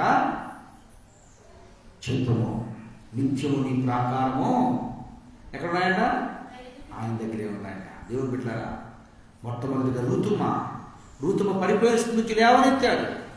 పడిపోయినటువంటి తనని సుస్థిరంగా చేశాడు. పొలంలో పనికి వెళ్ళుకోవడానికి ఆ పొలానికి తనని యజమానిగా చేశాడు. 2, ఒక ఇంటికి దాసుడిగా వెళ్ళాడు, ఆ ఇంటినే అతను అధికారిగా చేశాడు. ఇప్పుడు దేశం నుండి జైలుకి వెళ్ళాడు, ఆ దేశానికి ఈయనను ప్రధానమంత్రిగా నియమించాడు. ఎవడైతే అమ్మాడో ఈయనని, వాళ్ళని ఈయన్ని పోషకుడుగా నిలిచాడు. ఎవరైతే ఈరోజు నిన్ను నమ్ముతున్నారు, ఈరోజు నన్ను అవమానకరంగా అమ్మేస్తున్నారు, నేను అయిపోయానని చెప్పి అందరికీ తెలియజేస్తున్నారు అంటే, యేసేపు గారు అన్న ఒలిపించోడా, నేను బయట అమ్ముతున్నాడు, నన్ను సొంతోళ్ళే అమ్మేశాడు. ఏమన్నాడు యేసేపు గారు? ఆమె ఏమన్నారు? ఒక అత్తలు కోడలు అన్నారు, కోడలు మా అత్తగారు అయ్యా నన్ను అమ్మేస్తుంది అన్నారు. కోడలారా, యేసేపు గారు చెప్తున్నాడు, నేను మీ అత్తగారు రెండు సొంత రక్త సంబంధులే అమ్మేశారు అన్నాడు. ఏమని అమ్మేశారంట? ఏమని అమ్ముతారు చెప్పండి? అమ్మ మా కోడలు అస్సలు మంచిది కదమ్మా, అస్సలు పని చేయదమ్మా. ఒకవేళ భార్యలు అమ్ముతున్నారు ఆ భర్తని, ఏమని అమ్ముతున్నారు? మా ఆయన చేపగలదని. దేవుని బిడ్డలారా, దేవుని వాక్యం తెలియజేస్తుంది, నీ జీవితంలో నీ ప్రార్థనకు నెరవేర్పు రావాలి అన్నా, నువ్వు చేసే ప్రార్థన దేవుడు వినాలి అన్నా, దేవుని వాక్యం స్పష్టంగా తెలియజేస్తుంది. ఏమని తెలియజేస్తుంది చెప్పమంటారా? ఏమని తెలియజేస్తుంది? నీ భర్తకు నీవు లోబడి ఉండుడి. భర్తలకు లోబడి ఉండకపోతే, ఎందుకంటే దేవుని వాక్యం చెప్తున్నా, భర్తకు లోబడి ఉండకపోతే దేవుడిని చేసే ప్రార్థన వినడం. భార్యను ప్రేమించకపోతే నువ్వు చేస్తున్నటువంటి ప్రార్థన అపోస్తలుడైన పౌలు గారు, మేము ఎట్లా అయితే బ్రతుకుతున్నామో మమ్మల్ని పోలి మీరు నడుచుకునే అని చెప్తున్నారు. దేవుని బిడ్డలారా, మీకు తెలియజేస్తున్నటువంటి మాట, మన ప్రార్థనకు జవాబు రావాలంటే దేవుడు అంటున్నాడు, నేను చెప్పిన మాట వినకుండా నన్ను ఎందుకయ్యా పొద్దాలు పిలుస్తారు మీరు? నేను చెప్పినటువంటి మాట వినకుండా ఎందుకు నన్ను పొందాక పిలుస్తారు? నేను చెప్పినట్టు చేయండి, మీరు పిలిస్తేనేమో వెంటనే పలుకుతాను. దేవుని బిడ్డ కుటుంబము కట్టడాలను దేవుని నుండి నా నుండి కోరుకుంటున్నాడు కనుక మనందరి జీవితాల్లో, మనందరి బ్రతుకుల్లో ఒక మారు తెలియజేస్తున్నాడు. మరొక వ్యక్తిని నేను పరిచయం చేయడానికి సరే చేస్తాను. చూడండి, బైబిల్ గ్రంథంలో కొరహు అనే ఒక వ్యక్తి ఉన్నాడు. కొరహు, దాతాను, అబీరాము సంఖ్యాకాండం 16వ అధ్యాయం గురించి రాయబడి ఉంటుంది. వీళ్ళు చేసే పని ఏమిటి అంటే, వీళ్ళు చేస్తున్నటువంటి పని ఏంటి అంటే దేవుని బిడ్డలారా, ఈయన ఉన్నటువంటి వంశం చాలా పెద్ద వంశం. లేవికి ఈయన మునిమనవుడు. లేవి అంటే ఎవరు? లేవి అంటే ఎవరమ్మా? యాజకుడు. యాజకునికి ఈయన మునిమనవుడు. లేవి గోత్రానికి మాత్రం లేవికి మనవడు ఈయన మునిమనవుడు. యేసేపు గారు కొంచెం దూరం చుట్టారు, సారీ మన మోషే గారి కొంచెం దూరం బంధుత్వం తప్ప ఈయన చాలా దగ్గరవాడు. బైబిల్ గ్రంథంలో మీకు చెప్పాను 3 గోత్రాలు ఉన్నాయి. లేవి గోత్రంలోనే 3 వంశాలు ఉన్నాయి. కొరాహీయులు, కహాతీలు, గెర్షోనీయులు, అహరోను వంశస్థులు ప్రధాన యాజకత్వం చేయడానికి బహుళగా దేవుడు నియమించాడు. సరే, ఇప్పుడు సరే ఆ అంశం కొరికి అటు వెళ్ళకుండా ఇటు వెళ్తాం చూడండి. ఇక్కడ ఈ యొక్క కొరహు అనే వ్యక్తి మోషే మీద తిరుగుబడ్డాడు, దేవుడి సేవకుడి మీద. ఏమని తిరుగుబడ్డాడు? ప్రయాసపడి కష్టపడి ఎంతో వేదన పొందుతూ కుటుంబాన్ని ఏంటంటే వదిలివేసి, బంధువుల్ని వదిలివేసి 40 సంవత్సరాల పాటు పాలయతనం చేశాడు. 40 సంవత్సరాల పాటు వీళ్ళకు పరిచయం చేశాడు. ఎవరు? మోషే. తన జీవితంలో 40 సంవత్సరాలే సుఖంగా ఉంది. కొంతమంది అమ్మ, నేను చెప్తున్నాను, నాకు తెలిసినటువంటి కొందరు ఉన్నారు. భర్త ఎంతో ప్రయాసపడతాడు, కడుపు నిండా అన్నం తిన్నామని అన్నాడు, దౌర్భాగ్యం భార్య అంటారు. క్రైస్తవ సంఘాల్లోనే ఎంత దౌర్భాగ్యం ఆలోచించండి. భర్త ప్రయాసపడి ఎంతో వేదన పడుతుంటాడు కుటుంబం కొరకు, తన భర్తను పడినటువంటి దౌర్భాగ్య స్థితిలో ఉంటారు.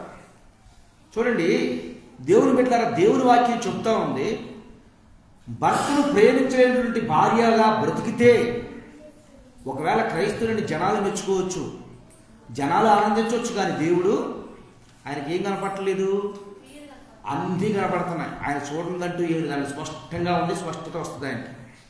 కొంతమంది భార్యని ఎంతో ప్రేమించినట్టు చూపిస్తారు కదా, అంత డ్రామా చూపిస్తూ ఉంటారు.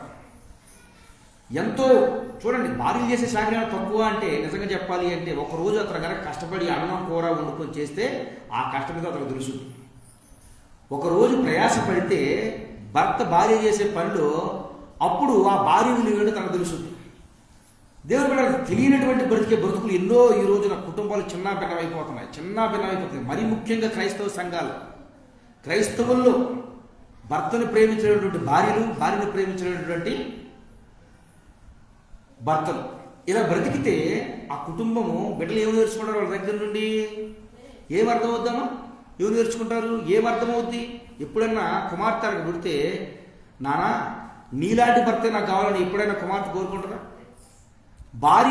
కుమారుడు తన భార్యను చూసి తనకు రాబోయే భార్య, అమ్మ నీలాంటి భార్య నాకు కావాలని కోరుకుంటాడా? ఇద్దరు సిడపాట్లేనా? ఏం కోరుకుంటారు చెప్పండి? ఎట్లా కోరుకుంటాడు? ఈ రోజున కొంతమంది నాకు సినిమా హీరోయిన్లు అంటే కూతురు కోడలు కావాలని కోరుకుంటారు, సినిమా హీరోయిన్లు అంటే పెళ్ళం కావాలని కోరుకుంటాడా?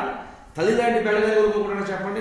కుమారుడు అనుకువ, ప్రేమ, బుద్ధి, సాత్వికము, నిదానము ఇవన్నీ చూసి నా కుమారుడు, అమ్మ నాకు భార్య అంటూ వస్తే నీలాగా అనుకోలేనటువంటి వ్యక్తి రావాలని కోరుకుంటాడా?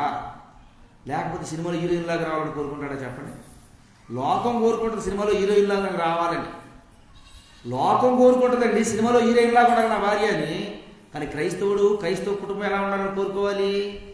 నీలాగే ప్రేమించే నాన్న, నీలాగే ప్రేమించే, నీలాగే మమ్మల్ని పెంచే భార్య కావాలమ్మా నాకు కుమారుడు. అది నిజమైన సన్మానం. తల్లికి ఇచ్చే సన్మానం కొడుకు చేసేది ఏంటి అంటే అది.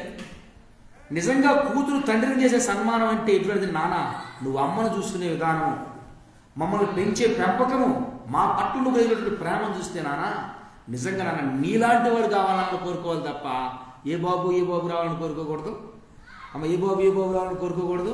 బాబు కోరుకున్నానంటే మన బాబుని బాగానే దారిలో పెట్టామని అర్థం. ఎట్లా పెట్టామని చెప్పాను? మన పాపనే లైన్లోనే పెట్టామని అర్థం.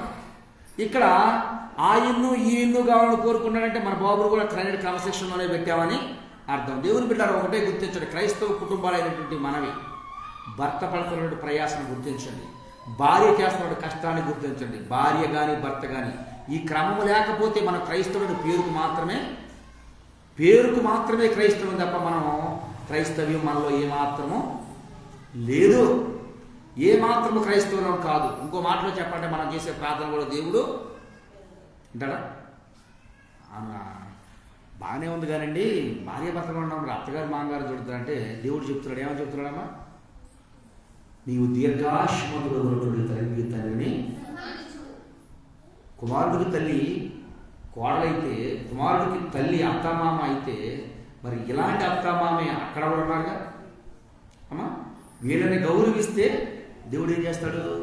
ఇతరులు నువ్వు ఏం చేయాలని కోరుకుంటున్నావో నీవు ఇతరులకు అది, నేను చెప్పే నీతి వాక్యాలు కాదు, దేవుని గ్రంథంలో ఉన్నటువంటి మాటలు. ఈ మాటలో ఒకటి తీసినా ఒకటి కలిపినా జీవగ్రంథంలో రాదు. ఇంకోటి చెప్తాడు, ఒకవేళ ఇప్పుడు తీసేద్దామని చూసావనుకో లోయి కాకులు ఏం చేస్తాయంటాడు? కళ్ళుని.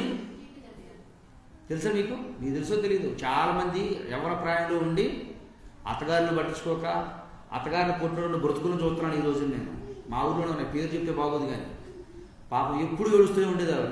ఇవాళ పరిస్థితి అంత ఘోరంగా ఉంది అంటే ఊహించుకోవడానికి భయంకరంగా ఉంది, పేరు చెప్పడానికి పద్ధతి కదా, అంత బాధాకరంగా ఉంది. ఒకవేళ ఒక వ్యక్తి భర్త కొంచెం అమాయకుడని భర్తని చండాడేసింది, ఎట్లా ఆయన రోజులు అనిపించుకుని వెళ్ళిపోయాడు. ఇవాళ బ్రతుకెట్ట కుక్క కంటే ఈనమైపోయింది బ్రతుకు. దేవుని బిడ్డారా చెప్తున్నాను, ధర్మశాస్త్రంలో ఒక సున్నాయిన పులంత కోటి భూమి ఆకాశము గతించుట సులభం. ఒక మాట చెప్తాను, ఒకవేళ నీ కొడుకుని ఎక్కువగా ప్రేమించి నా భర్త మాట లెక్కలేదు కానీ కొడుకుని తక్కువ చేస్తున్నాడు, కొడుకు ఎంతకాలం ఉంటాడు నీతో? జీవితాంతం ఉండేది నీ భర్త, జీవితాంతం నీతో ఉండేది నీ భర్త. నీ భర్తను ప్రేమించకపోతే, నీ భర్త పట్ల ప్రేమ కలిగి లేకపోతే ముసలితరంతో ప్రేమ వస్తుందా? వస్తుందా? చెప్పండి రాదు. అందుకే భార్య అయినా భర్తనైనా ఏం చేయండి? వాడు పడుతున్న కష్టాన్ని గుర్తించండి. ఇక్కడ కొరహు దాతాను అభిరామని దౌర్భాగ్యులు ఏం చేశారంటే కుటుంబాన్ని వదిలిపెట్టుకుని ఎంతో ప్రయాసపడ్డాడు, ఎంతో ఇబ్బందులు ఎదుర్కొని చేసినటువంటి వ్యక్తి మీద ఏం చేశారంటే తెలుసు, ఎదురు తిరిగారు. ఎదురు తిరిగి ఇప్పుడు ఎవరి మాట లేదు, ఈయన దేవుడి మాటలా.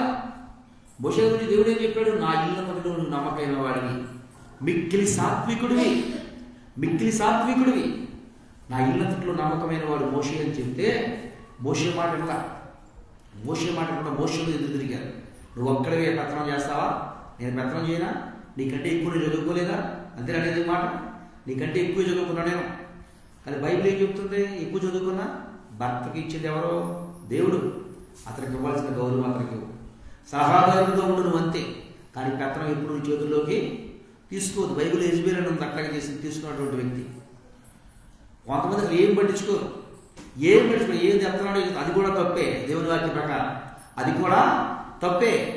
భర్తను గమనించాలి, భర్త చేసే కష్టాన్ని గుర్తించాలి, భర్త పడుతున్న ప్రయాసం గుర్తించాలి, భర్తకి ఇవ్వాల్సిన గౌరవం ఇవ్వాలి.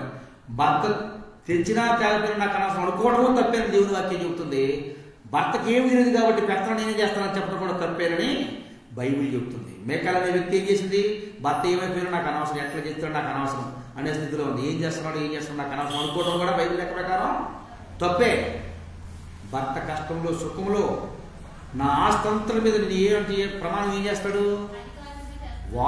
నా ఆస్తంతులతో సమానము వారసురాలుగా నేను ఈ రోజు నుంచి స్వీకరిస్తున్నానని చెప్తాను. ఎందుకంటే రేపు పెళ్లి చేయాలి, రేపు పెళ్ళి మరి అదే ప్రమాణం చెప్పించాలి అమ్మాయితోనో అబ్బాయితో. దేవుని బిడ్డలారా, ఆ విషయాన్ని గమనించండి. ఇంత ప్రయాసపడి ఇంత కష్టపడితే కష్టపడిన వ్యక్తిని లెక్క లేకుండా, విలువ లేకుండా నువ్వు ఒక్కడివే గొప్ప, నువ్వు ఒక్కడివే అధికారుగా, మా ఇష్టం వచ్చేది మేము చేస్తామని చెప్పాడు. చూడండి, దాని యొక్క పర్యవస్థానం ఏమైపోయిందంటే ఇచ్చినటువంటి స్థానాన్ని కోల్పోయి చూడండి ఒకసారి 16వ అధ్యాయం ఏముంది వాళ్ళ గురించి. స్టార్టింగ్ వదిలేము, ఇక్కడ టైం అయిపోతుందని నేను ముగించేస్తాను. చూడండి, ఇట్లా చేస్తూ ఉండగానే మోషే కోల్పడిపోతాడు. అరే బాబు, నేనేం చేశారా? నేనేమన్నారా? నేనేం చేశాను రా? నా కుటుంబాన్ని పోగొట్టుకున్నారా? కుటుంబాన్ని వదులుకున్నారా? 80 సంవత్సరాల నుండి మీకోసం గుడ్డు సేకరణ చేస్తున్నారా? అయినా సరే నేను చేస్తున్నాను ఇప్పుడు చెప్పలేదు. దేవుడి పని గనక దేవుడి కొరకు ప్రయాసపడుతూ దేవుడి పని పట్ల ఆశపడి పనిచేస్తున్నాను. రాలేకపోతే దేవుడి సన్నిధిలో ప్రత్యక్ష ఆయన ఎవరు చూపిస్తాడో వాళ్ళ అధికారులు నేను రెస్ట్ తీసుకుని ఇంటికి వెళ్ళిపోయి రిటైర్మెంట్ తీసుకున్నానని చెప్పాడు. ప్రత్యక్ష పురాణంలో దేవుడు వచ్చాడు. ఇప్పుడు ఏం చెప్తున్నాడు?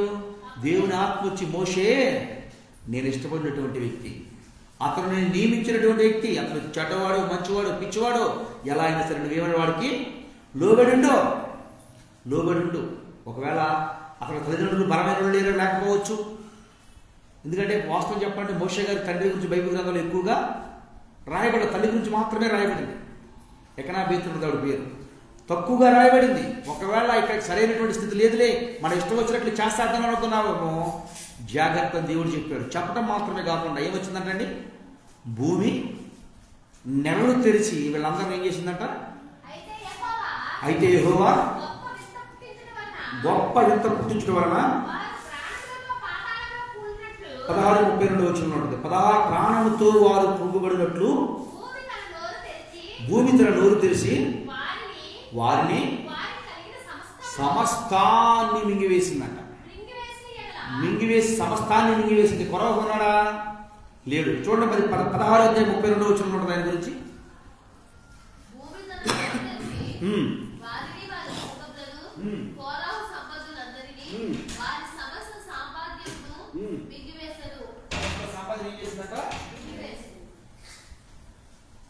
సమస్తాన్ని మింగివేసింది, కానీ కొడుకులు మాత్రం మిగిలారు. తెలుసా మీకు, కొడుకులు మాత్రం మిగిలారు. చూడండి వాళ్ళ జీవితం ఎంత దుర్బలమైన జీవితం జీవిస్తారో ఆలోచించండి. కొంతమంది అమ్మ ఫోన్లు చేస్తూ ఉంటారు. ఎవరు ఫోన్ చేస్తారు, నిజంగా కడుపు హృదయం వ్యాధంతో ఒకసారి భోజనం కాదు కదా, మనసు చాలా కలత చెందుతూ ఉంటుంది. ఎందుకని అంటే ఎవరు చేస్తారో తెలుసా, అది ఆన్లైన్లో ఫోన్ నెంబర్లు ఉంటాయి కాబట్టి, ఫేస్బుక్లో వాటిలో పెడతాం కాబట్టి వాళ్ళు ఫోన్ చేస్తారు. ఏమని చేస్తారంటే, అయ్యారు మా అమ్మ మా నాన్న చనిపోయారు. ఎట్లా చనిపోయారమ్మా, హెచ్ఐవి వచ్చి. మరి మీరు ఎక్కడ ఉన్నారమ్మా, అనాథాశ్రయంలో అమ్మా. ఎట్లా బతుకుతున్నారమ్మా మీరు, వాళ్ళు ఇచ్చే దాంతో బ్రతుకుతున్నాం. ఏం చదువుకుంటున్నారమ్మా, ఈ మధ్య కొంచెం ఇది లేదని. ఇన్ని ఫోన్లు వస్తాయి చెప్పంటారా. అట్లా ఫోన్ వచ్చిన రోజున హృదయం ఏమైపోతుందంటే చెప్పుకోలేనటువంటి బాధ ఇస్తూ ఉంటాం. తప్పు పాపములు చేశారా, తప్పులు చేస్తారా, తప్పులు చేయాలి. పాపములు చేశారా, పాపములు చేయాలి. కానీ శిక్ష ఎవరికి, శిక్ష అనుభవించేది ఎవరు, బిడ్డలు. శిక్ష అనుభవించేది బిడ్డలు. దేవుడు బిడ్డలారా, కొరవ చేశాడు తప్పు, కానీ బిడ్డలు ఎంత దుర్మార్గ స్థితిలోకి వెళ్ళిపోయారో తెలుసా. ఒకప్పుడు గర్భమందు పుట్టినప్పుడు ఉన్నతమైన స్థానంలో ఉన్నారు కొరవ కుమారుడు, ఒక గొప్ప స్థానంలో ఉన్నారు. మళ్ళా పడిపోయారు. రోడ్డు మీద పడిపోతే బంధువులు ఎవరు రాణిస్తారని మమ్మల్ని ఎవరు రానిరండి, మమ్మల్ని ఎవరో దగ్గర తీసుకురారు. ఒకళ్ళు వస్తున్నామని చెప్పినా మేము ఇంటి దగ్గర లేము అని చెప్తారు. మరి నాకెందుకు ఫోన్ చేశారమ్మా, మాకు ఎవరికి ఫోన్ చేసి చూడండి. నిజంగా ఎవరికి ఫోన్ చేయాలో తెలియక అయ్యారు మీకు ఫోన్ చేస్తున్నా. చూడండి మీకు ఎట్లా ఏమనిపిస్తుంది చెప్పండి ఆ మాట. అటువంటి దౌర్భాగ్యపు జీవితాన్ని, దుర్బలమైన జీవితాన్ని జీవించారు కొరవ కుమార్. అమ్మా మరి మీరు ఏదన్నా ఫోన్ నెంబర్ ఉంటే ఫోన్ పేలు అంటే చెప్పండి, మీకు ఏడు కోటి చేస్తాను. అయ్యారు ఎవరికి ఫోన్ చేయాలో తెలియక మేము చేసాం అయ్యారు ఫేస్బుక్లో చూసి. చూడండి ఎంత బాధ అనిపిస్తుందో హృదయం, ఎంత వ్యాధి నిందుతో హృదయం చెప్పండి. మనసు కొంచెంసేపు కాస్తో ఉంటే మాస్టర్ ఎందుకు ప్రధాని హృదయంలో పెట్టుకుని చేస్తాడు. హృదయం దేవుని మనసు లేకపోతే ఏమనిపిస్తుంది, ఎవరెట్టపోతే నాకు ఎందుకు అనిపిస్తుంది. నన్ను తిట్టిన వారి గురించి కూడా నేను ఏం చేస్తానంటే, వారి కుటుంబం క్షేమంగా ఉండాలని ప్రార్థన చేస్తాను. వారి కుటుంబం క్షేమంగా ఉండదు. ఎందుకంటే తల్లి ప్రేమ తల్లి మాత్రమే చూపించగలరండి, ఎవరో చూపించలేదు. తండ్రి ప్రేమ తండ్రి మాత్రమే చూపించగలరు, ఎవరూ చూపించలేదు. ఈరోజు రేపు మాత్రమే చూపిస్తారు. ఏంటంటే ప్రేమ కాదు, సానుభూతి. ఈరోజు రేపు చూపించేది సానుభూతి, అది ప్రేమ కాదు. ఆ ప్రేమ స్థిరంగా ఉండదు. తల్లి ప్రేమ తండ్రి ప్రేమ అనుకోండి, తిట్టినా కొట్టినా వారు తప్పు చేసిన కడుపులో పెట్టుకుని దాచుకుంటుంది తండ్రి ప్రేమ తల్లి ప్రేమ. పొరపాటు చేసిన అవకాశం ఇస్తుంది తండ్రి ప్రేమ. అవకాశం ఇస్తూ మారతారు మార్పు కొరకు ఎంతో వేదన పడుతూ ఉంటుంది తండ్రి ప్రేమ తల్లి ప్రేమ. దేవుని బిడ్డలారా, ఈ యొక్క వ్యక్తులు తల్లి ప్రేమ లేదు, తండ్రి ప్రేమ లేదు. బంధువులు ఎవరైనా దగ్గరికి వస్తాము అని అంటే వీళ్ళు దేని చేత శపించబడ్డారు, దేని చేత శపించబడ్డారు, దేవునికి వ్యతిరేకంగా తిరిగి శపించబడ్డారు. అలాంటి వాళ్ళు ఎవరు దగ్గర తీసుకుంటారా చెప్పండి. అలాంటి వాళ్ళు ఎవరు దగ్గరికి తీసుకుంటారా, దగ్గర తీసుకుని ఆదరిస్తారా, దగ్గర తీసుకుని ఎవరైనా ప్రేమిస్తారా, ప్రేమ చూపుతారా? ఎవరు ప్రేమ చూపుతారు. ఎవరు ఆదరించేవారు ఉండరు, ఎవరు ఆత్మీయత చూపేవారు ఉండరు. దేవుని బిడ్డలారా, నేను చెబుతున్నటువంటి వ్యక్తుల గురించి కొరవ కుమార్. కానీ వారు ఎవరిపైన ఆధారపడుతున్నారు తెలుసా? తప్పు చేసింది నా తల్లిదండ్రి, తప్పు చేసింది నా తండ్రి, నాకు నేనేం చేశాను పాపం అనుకుని ఎవరిని ఎదురు తిరగలేదు. కానీ ఇన్నిసార్లు ఒకసారి ఆలోచించుకుంటే దేవుని వాక్యము ఆలోచిస్తూ ఉంటే, దేవుని సన్నిధిలో ధ్యానం చేస్తూ ఉంటే, దేవుడు మాట్లాడుతూ ఉంటే ఎంత శోకం వచ్చేస్తుందో అంత శోకం వచ్చేస్తుంది దేవుని బిడ్డలారా. అంత శోకించే పరిస్థితి ఎదురవుతూ ఉంటుంది. అంత వేదన పడుతూ దేవుని సన్నిధిలో దేవుని పాదాల సంత చేరి దేవుని పాదాలతో కూర్చుంటే దేవుని బిడ్డలారా, నాటి దినాల్లో వీరు రాసినటువంటి కీర్తనలు దావీదు గారి కీర్తనలతో జతపరుచుకున్నాడు. తండ్రి పాపం చేశాడు, తల్లి పాపం చేసింది. వారిద్దరూ చేసినటువంటి పాపము శాపము బిడ్డల మీద ఉండకూడదు, ఉంచను అని దేవదేవుడు తెలియజేస్తున్నాడు. ఉంచను, వారు చేసినటువంటి ప్రతి అతిక్రమము వారితోనే తుడిచివేస్తాను. తల్లిదండ్రులు చేసిన దోషం 3-4 తరములు వారు బిడ్డల మీద చూస్తారని చదివించినటువంటి దేవుడు ఇక్కడ అంటూ ఉన్నాడు, తండ్రి చేస్తే తండ్రి పాపము తండ్రికే ఉంచుతుంది, తల్లి చేస్తే పాపము తల్లికే ఉంచుతారు తప్ప నేను ఎవరు కొంచెం వారి బిడ్డల మీద రండి. చూడండి ఒకసారి 42 కీర్తనలు ఏమంటాడు, వీరి జీవితం ఎంత దుర్భరం అయిపోయిందో అంటారు మాట. దిక్కులేని వారికి ఎవరు దిక్కమంటారు. కానీ ఇక్కడ ఏమన్నారు తెలుసా, ఈ మాట చదువుతుంటే దుప్పి నీటి వాగు కొరకు ఆశపడుచున్నట్లు దేవా నీ కొరకు నా ప్రాణం ఆశపడుచు. ఎవరంటారమ్మా పైన రాసి ఎవరు మాట చూడండి ఒకసారి. ఈ పాట ఎవరు రాశారంట, కొరాహు కుమారుడు. ఆగండి, ఇక్కడ ఆగుతాను. కొరాహు ఎవరు? దేవుని శాపానికి గురై సమస్తాన్ని కోల్పోయినటువంటి వ్యక్తులు. నిజంగా శాపానికి గురైంది ఎవరు అంటే, కష్టానికి గురైంది ఎవరు అంటే కొరాహు కాదు, బిడ్డలు. బాధలు పడింది బిడ్డలు, కష్టాలు పడింది బిడ్డలు, వ్యాధులు పడింది బిడ్డలు, రోధించింది బిడ్డలు. ఆ బిడ్డలు చెబుతున్నారు, అయ్యా మమ్మల్ని ఎవరో మందిరానికి రానిట్లేదయ్యా, కుటుంబానికే కాదు, ఇంటి దగ్గరికే కాదు, బంధుత్వానికే కాదు, ఆఖరికి మందిరానికి కూడా రానిట్లేదయ్యా మమ్మల్ని. దుప్పి నీటి వాగు కొరకు ఆశపడుచున్నట్లు దేవా మా ప్రాణం నీ కొరకు ఆశపడుతుందయ్యా, నా ప్రాణం ఆశపడుతుందయ్యా. పెంట కుప్పల మీద బతికే బ్రతుకులయ్యా మాయి, మా జీవిత దుర్బలమైన జీవితం అయ్యా మాది. మమ్మల్ని ఎవరు నాన్నవారు పట్టించుకోవట్లేదయ్యా, మమ్మల్ని ఎవరు ఆదరించట్లేదయ్యా, మమ్మల్ని ఎవరు దగ్గరికి చేర్చుకోవట్లేదయ్యా. అయ్యా కనీసం నీ మందిరానికి వచ్చిన ప్రశాంతంగా నాకు దేవుడు నాడని ధైర్యంగా ఉందామంటే మమ్మల్ని ఎవరు రానిట్లేదయ్యా. దుప్పి నీటి వాగుల కొరకు ఆశపడుచున్నట్లు దేవా నీ మందిరానికి రావాలని నా ప్రాణం ఆశపడుతున్నాను.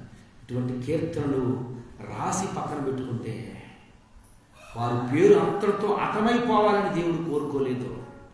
భక్తుడైనటువంటి దావీదు గారు, నా హృదయానుసారుడు, నా ఇష్టానుసారుడైనటువంటి దావీదు గారి చేత నీవు నేను చదువుతున్న పరిశుద్ధమైన బైబిల్లో 150 కీర్తనలు 11 కీర్తనలు వారు రాసినటువంటి కీర్తనల చేత లిఖించబడ్డాడు. దేవుని స్తోత్రం.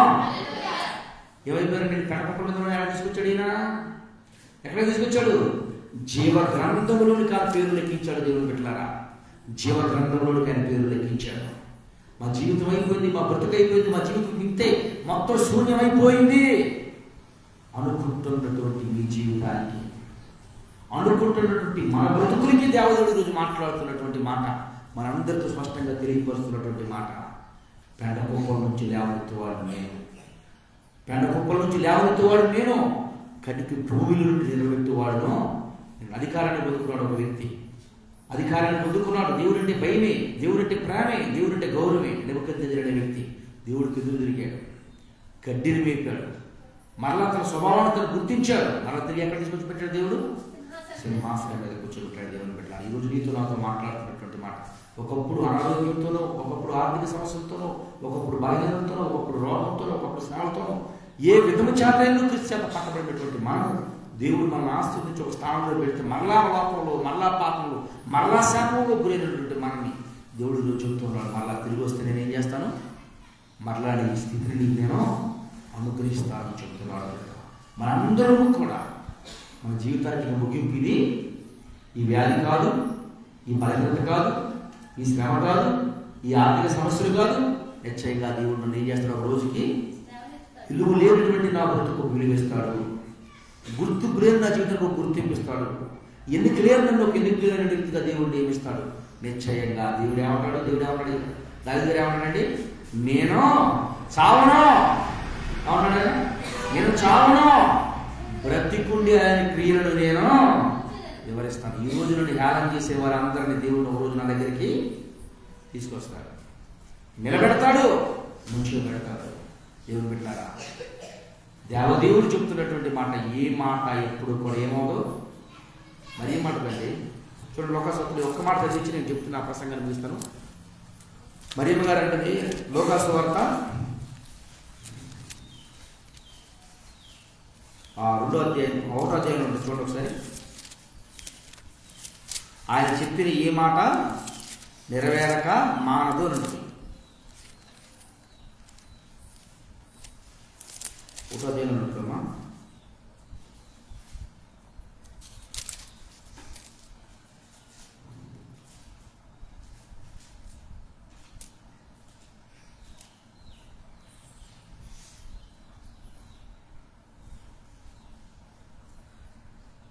అంటే ఏంటంటే ఆయన చెప్పినటువంటి ప్రతి మాట నెరవేరుతుంది అని చెప్తుంది. చూడండి 37వ వచనం.